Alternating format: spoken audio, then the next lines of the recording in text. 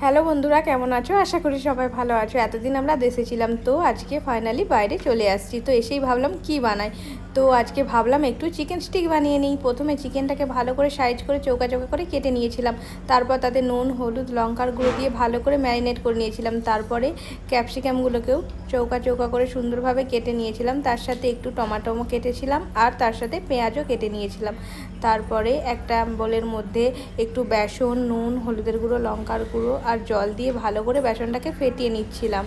ফেটানোর পরেই আমরা একটা স্টিক নিয়ে যে চিকেনগুলো ম্যারিনেট করে রেখেছিলাম, চিকেনগুলোতে ক্যাপসিকাম, পেঁয়াজ, টমেটো দিয়ে সুন্দরভাবে স্টিকটাকে সাজিয়ে নিয়েছিলাম। তারপরে বেসনে ভালো করে কোট করে গরম তেলেই দিয়ে দিয়েছিলাম। তারপরে সেগুলোকে নাড়াচাড়া করে উল্টে পাল্টে সুন্দরভাবে ভেজে নিয়েছিলাম। তারপরেই দেখুন আমাদের চিকেন স্টিক রেডি।